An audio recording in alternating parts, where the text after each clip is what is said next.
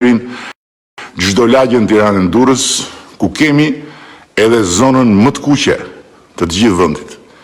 Si dhe patjetër çdo zonë urbane të këtij vendi duke identifikuar, fotografuar dhe futur në një listë të zezë tradhtarësh çdo individ që merr diell, luan domino apo bën gallat me ata që i kanë njësoj si vetja në oborret e lagjes.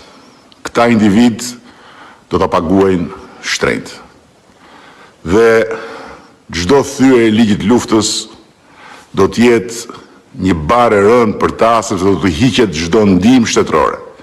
Do të mohohet çdo lloj kompensimi i pasojave të luftës nëse janë në kategorinë atyre që duhet rinë në shtëpi se nuk shkojnë dot në punë.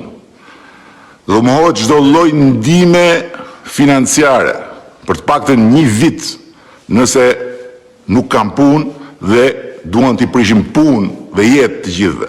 Çdo lloj burse për studenta, por rimbursimi i ilaçesh dhe ndihme, qoftë nëse janë pensionist, po më vjen tmerrsisht keq. Më vjen keq sa s'ka, po dhe pensionistët që thyen ligjin e luftës për të ulur bashkë në diell do të penalizohen.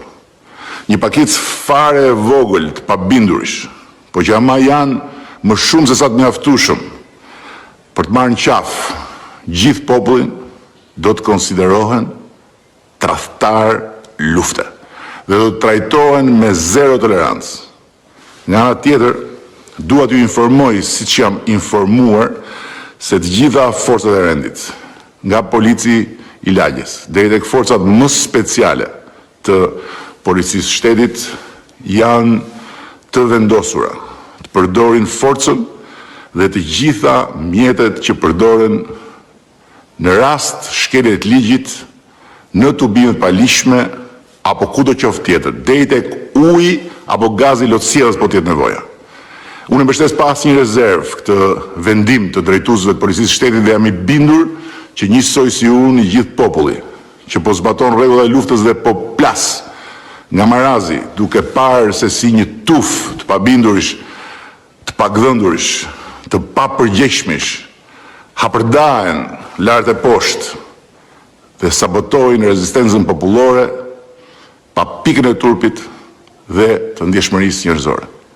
Kush se ka marrë vesh akoma me të mirë, me informacion, me fakte, që kjo është një luftë botërore, ku ne kemi fatkeqësinë si e tërë bota të përballemi me një armik të tmerrshëm, po ku si Shqipëria si shqiptar kemi fatin që të mos na duhen armë bërthamore apo raketa dhe avion supersonik, po thjesht dhe vetëm durimi ynë, tani do duhet ta marrë vesh me pahir.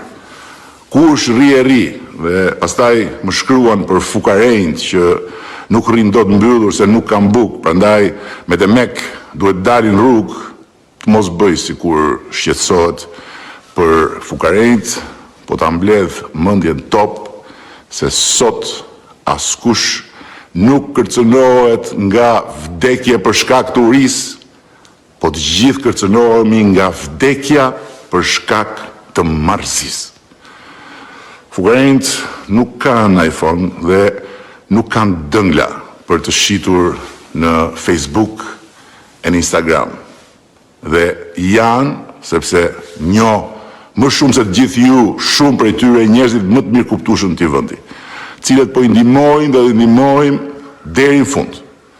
Prandaj mos bëhen hiç merak këta fukarejnët nga mendja e kokës që një e dy shkruajnë komente për popullin që po vdes se s'ka bukë me hangër, se për bukë me hangër shqiptari s'ka vdekur as në mesjet dhe as në ato 50 vjet kur jetonte me 200 kalori në ditë. Jo më në këtë kohë që asnjë person i vetëm s'ka dek për bukë në 30 vjetët e fundit dhe tek më të varfrit nuk është vdekja nga mungesa e çapës bukës, po pamundësia për të ushqyer normalisht në 3 vaktet, si të gjithë tjerët, e për të ushqyer fëmijët, problemi vërtet. Operacioni humanitar që kemi ngritur dhe po zhvillohet për ditë në ndihmë të fukarejnëve është shembull i kuptim plot se nuk kemi pritur që të na shkruajnë disa këtu që shikoni fukarinë, por e kemi marrë detyrën ashtu siç duhet dhe do ta bëjmë deri në fund. Pa pasur nevojë që disa fukari nga mendja që ankohen a thua se ju asolla unë apo ja solli qeveria koronën në jetën e tyre, na tregojnë se çfarë duhet bëjmë. Mjaft dhe stop, më shani mua sa të doni, po mos luani nga vendi dhe nuk do të tolerojmë më askënd dhe do përgjigjemi me të keq. Nëse me të mirë nuk marrin vesh disa që janë një pakice pa dëgjueshme dhe pa gëndshme kur ju flitet me të mirë, kur ju lutemi si vllajt. Në anën tjetër të detit po vdes një njeri çdo 2 minuta dhe mos më thoni boll me këto fjalë për vdekje, për tmerre, se nuk ju ndan. Nuk ju ndan duke treguar se çfarë katastrofe na gjen nesër, po nuk e ndan bashkë të gjithë mendjen sot. Më mirë qindra e po doni edhe disa mira nga ju le të tërbohen fare nga fjalët e nga veprimet e mia sot, sesa mos o zot qindra e mira të vdekur nga ne të gjithë nesër. Dhe jo nesër në të ardhmen, por nesër, pas 2 javësh, pas 3 javësh. Miqtan kroat po bëjnë gati për spital edhe stadiumin e tyre në Zagreb. Imagjinoni apo jo, Air Albania spital.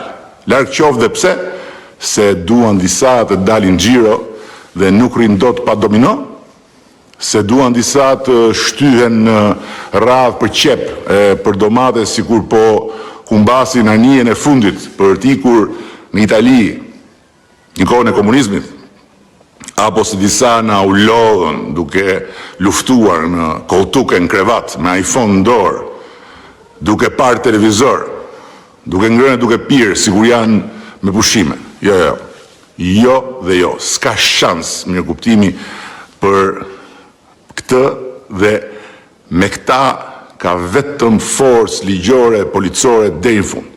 Po çmendet Spanja, se po I vdes një njeri çdo 4 minuta, kur deri javën e kaluar shkonin dhe këndonin e pinin birra në Bernabeu 100.000 veta.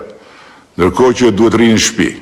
Po luan nga trut e kokës Franca, që është tamam monarkia e shëndetësisë në Europë, në mos në botë, se s'ka as maska, as respirator, për gjitha dynja që pritet të kërkoj frymarrje artificiale nga shteti. E ju më thoni mua, mos na mërzit, mos na acaro, mos na fut panikun se do vdesim nga frika para se sa nga virusi. Më thoshte dikush nga ju, harrojeni. Më mirë qani sot nga frika se sa të vajtoni nesër nga vuajtja e të lëngoni nga mushkrit që nuk ju furnizojnë dot me frym.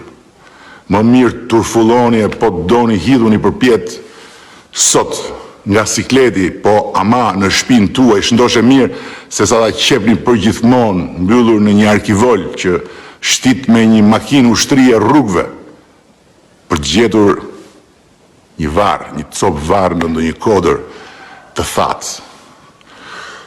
Shkurt muhabeti, nga tani që flasim, deri të hënën në orën 5 të mëngjesit, asnjë hap jashtë shtëpisë. Më shkruanin nga Vlora, se pas kanë vendosur të dalin sonte në 7 në balkon, të shajnë virusin nga motra. Që di në fakt si duruan ka gjatë që nuk u morën me motrën e kompetentit që po çmend botën. Po, si do qoftë në pamundësi të bashkohem sot në këtë ritualin e tyre luftarak, u jap të gjithë mbështetjen time si deputet I Vlorës, me kusht që ta bëjnë nga balkoni e mos bëjnë gjap jashtë derës së shtëpisë. Dhe kur as vlonjatët nuk mund ta bëjnë dot siç duan, atë ritualin e tyre të lashtë, ne tjerët gjithë duhet thjesht të bëjmë ritualin e ri të luftës ku kemi hyrë dhe të lutim Zotin e Madh të shqiptarëve të na ndihmojë që t'u tregojmë vendin këtyre tradhtarëve të kësaj pakice të vogël që po na prish gjithë punën dhe t'i japim patjetër të gjithë njëri tjetrit ndihmën e nevojshme, si motra e si vëllezër, si antar të të njëjtës familje, të ndarë në shumë shtëpi, por të mbyllur brenda shtëpisë shqiptare dhe të lidhur me besabes.